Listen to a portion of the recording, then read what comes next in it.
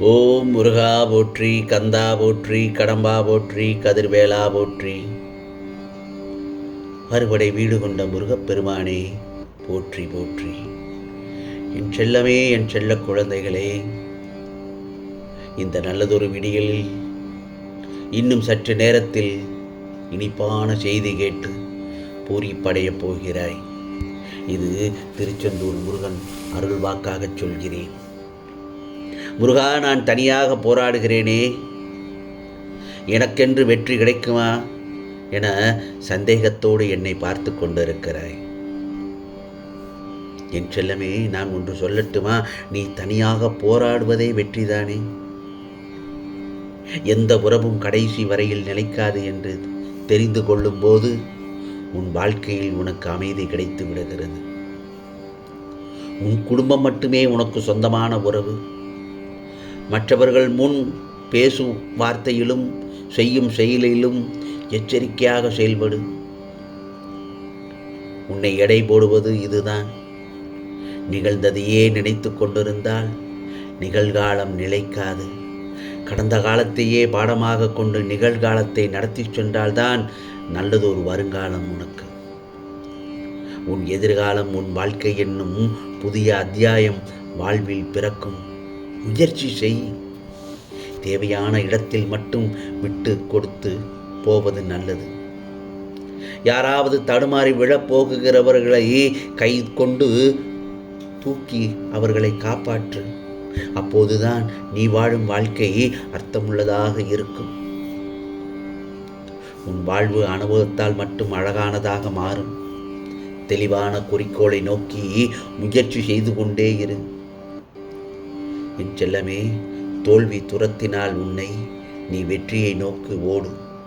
எல்லாம் தெரியும் என்பவர்களை விட என்னால் முடியும் என்று ஜெயிப்பவர்கள்தான் வாழ்வில் ஜெயிக்கிறார்கள்.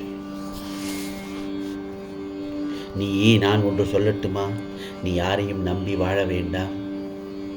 நீ வாழும் வாழ்க்கை உன்னுடைய வாழ்க்கை. நீயே வழி நடத்து. நிச்சயமாக உனக்கு இந்த முருகப்பெருமான் துணையாக நிற்பேன்.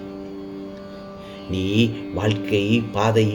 வாழ்க்கை வாழும் பாதையில் விதைக்கும் எல்லா விதைகளுமே முளைப்பதில்லை. அதுபோலத்தான் நீ பழகுகின்ற உறவுகளும் நிலைப்பதில்லை. நீ அருகில் இருக்கும்போது சிலருக்கு உன் அருமை தெரிவதில்லை. அதனால் எதுவாக இருந்தாலும் கடக்க பழகிக்கொள். எல்லாம் சிறிது காலம்தான். உன் இலக்கை நோக்கி போய்கொண்டே இரு. திரும்பி மட்டும் பார்க்காதே. அப்படி திரும்பி பார்க்காமல் தடைகள் வந்தாலும் முயற்சி செய்து போய்கொண்டே இரு.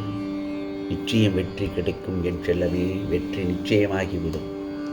ஆனால் திரும்பி பார்த்து நின்று விட்டால் உன்னை தாண்டி உனக்கு பின்னால் வந்தவர்கள் முன்னோக்கி சென்று விடுவார்கள். இழந்தவற்றை பற்றி நீ சிந்தித்துக் கொண்டே இருக்காதே. அதனால் உடலும் உயிரும் கஷ்டத்தில் மோசமாகிவிடும். தேவையற்ற சிந்தனைகளுக்கு முக்கியத்துவம் கொடுக்காதே. உனக்கே நீயாக கேள்வி கேட்காமல் யாருக்கும் நீ பதில் சொல்ல வேண்டிய அவசியம் இருக்காது. ஒவ்வொருவரும் வேறு வேறு மாதிரி இருப்பார்கள். அதில் நீ யார் என்பதை முதலில் உன் மனதில் புரிந்து கொள். உன்னை நீ புரிந்து கொள்ள வேண்டும். அப்பொழுதுதான் எது நல்லது எது கெட்டது என்று நீ புரிந்து கொள்வாய்.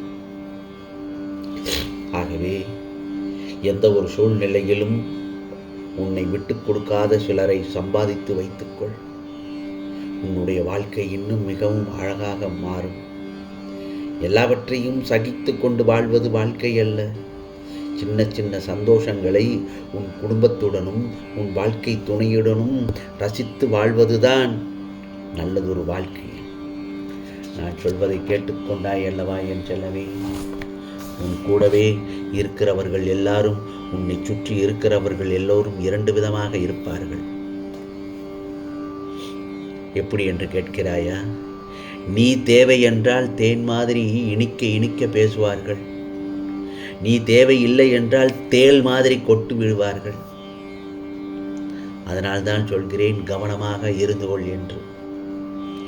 என் செல்லமே, இதுதான் அப்பா உலகம். அப்படிப்பட்ட உலகத்தில் தான் நீ வாழ்ந்து கொண்டிருக்கிறாய். ஆகையால் நீ யாரையும் நம்பி வாழாதே என்றுதான் இந்த முருகப்பெருமான் உனக்கு எச்சரிக்கை செய்கிறேன். ஆனால் உன் குடும்பம் அப்படியல்ல. உன் குடும்பம் அன்பு வாழும் கூடு. அன்பாக பழகினால் அந்த கூடு சந்தோஷமாக இருக்கும், வாழ்க்கை இனிக்கும். புரிகிறதா? நீ கடந்து சென்றது எல்லாமே பாதைகள் அல்ல, எல்லாமே அனுபவம்தான். அந்த அனுபவம்தான் நீ கற்றுக்கொண்ட பாடம். அனுபவத்தில் எது நல்லது எது கெட்டது என்று அந்த சமயத்தில் தான் நீ தெரிந்து கொள்வாய். உன் முருகப்பெருமான் சொல்வது சரிதானே என் செல்லமே? ஒவ்வொரு நாளின் தொடக்கத்திலும் ஒரு எதிர்பார்ப்பு இருக்கத்தான் செய்யும். அதே போலத்தான் ஒவ்வொரு நாள் முடிவும் ஒவ்வொரு அனுபவமாக இருக்கும். என் செல்லமே, இதுதானப்பா வாழ்க்கை. எதிர்பார்ப்போடு அனுபவம் கிடைப்பதுதான் வாழ்க்கை. ஆகவே வாழ்க்கையை வாழ தெரிந்து கொள், புரிந்து நடந்து கொள், சரியான பாதையில் செல், துணிச்சலோடு செல், தன்னம்பிக்கையோடும் பொறுமையோடும் செயல்படு. ஒரு சில மருந்தால் சரியாகாத சில காயங்கள் நீ மறக்கக்கூடியவையாக இருந்தால் மறந்தால் சரியாகிவிடும்.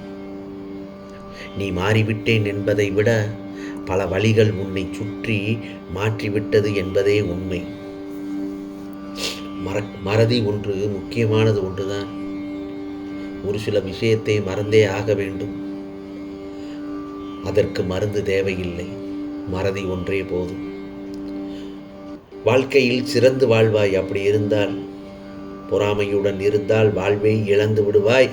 பொறுமையுடன் இருந்தால் வாழ்க்கையில் சிறந்து வாழ்வாய். வாழ்க்கை தொலைந்து போய்விடும் பொறாமையோடு இருந்தால்.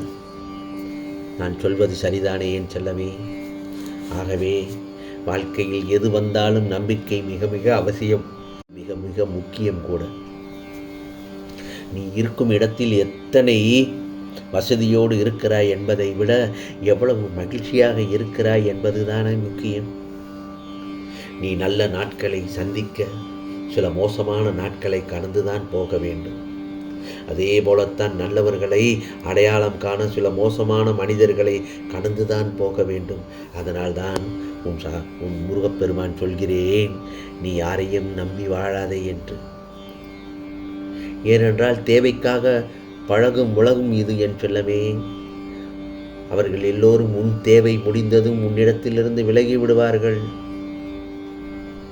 நீ எவ்வளவு உயர்ந்தவன் என்பதை மற்றவர்களை நீ எப்படி மதிக்கிறாய் என்பதிலேயே தெரிந்துவிடும். நீ மற்றவர்களுக்கு எப்படி மரியாதை கொடுக்குகிறாய், எப்படி எந்த இடத்தில் வாழ்ந்து கொண்டிருக்கிறாய் என்பது நீ கொடுக்கும் மரியாதையை பொறுத்தே அந்த இடத்தில் உன்னை பற்றி நிர்ணயித்து விடுவார்கள். நீ நீயாக இரு. நீ நீயாக இல்லாதவரை பல வழிகள் உன்னை துரத்தி கொண்டேதான் இருக்கும். நல்லவராக மட்டும் இரு. உன் குடும்பத்துடன் சந்தோஷமாக இரு. வாழ்க்கை எப்படி வாழ்வது என்பதை தெரிந்து கொண்டால் நிச்சயமாக நீ நினைப்பது எல்லாம் நடக்கும். உன்னுடைய பல நாள் வருத்தங்கள் எனக்கு தெரியும். உன்னுடைய பல நாள் கஷ்டங்கள், துன்பங்கள், துயரங்கள், கண்ணீர்கள், புலம்பல்கள் எல்லாவற்றுக்குமே நாளைய விடியலில் இன்றைய விடியல் இருக்கிறதல்லவா? நல்லதொரு விடியலாக உனக்கு விடிந்து எல்லாவற்றுக்குமே நல்லதொரு முடிவு இன்று வரும் என் செல்லமே. இவையெல்லாம் உன்னுடைய தன்னம்பிக்கைக்கும் பொறுமைக்கும் கிடைத்த பரிசுதான். அந்த பரிசுதான் உனக்கான வெற்றி.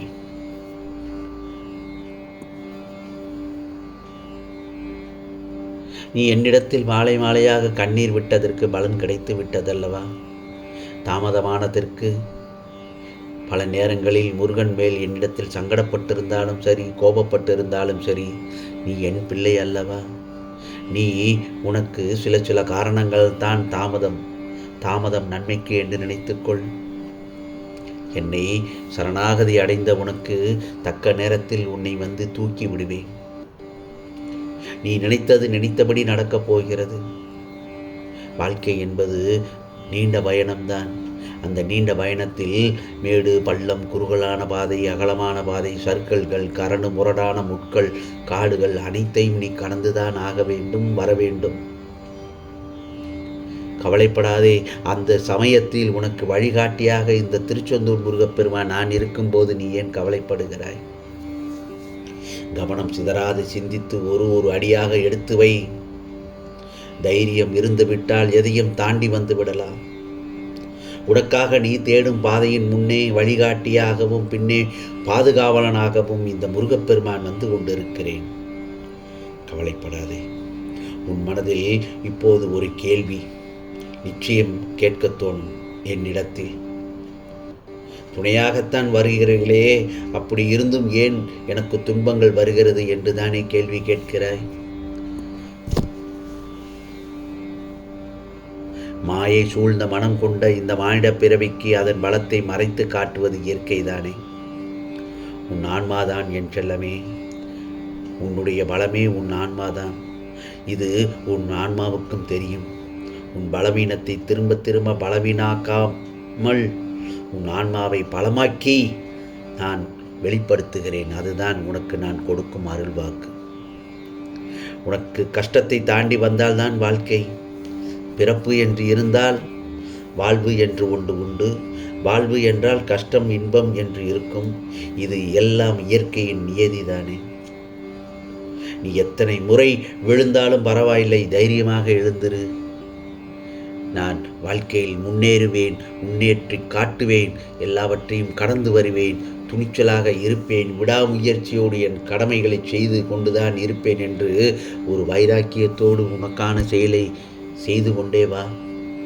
நிச்சயமாக வெற்றி கனிகளை உன் கரங்களில் சேர்ப்பது உண்மை என் செல்லவே. இது முருகனின் அருள்வாக்கு, சத்திய வாக்கு. ஆம், உனக்கானதெல்லாம் நிச்சயமாக நல்லது நடக்கும். நல்லது மட்டுமே நடக்கும். அதுவும் நன்மையாகவே இருக்கும். ஓம் சரவண பவ. ஓம் சரவண பவ. ஓம் சரவண பவ.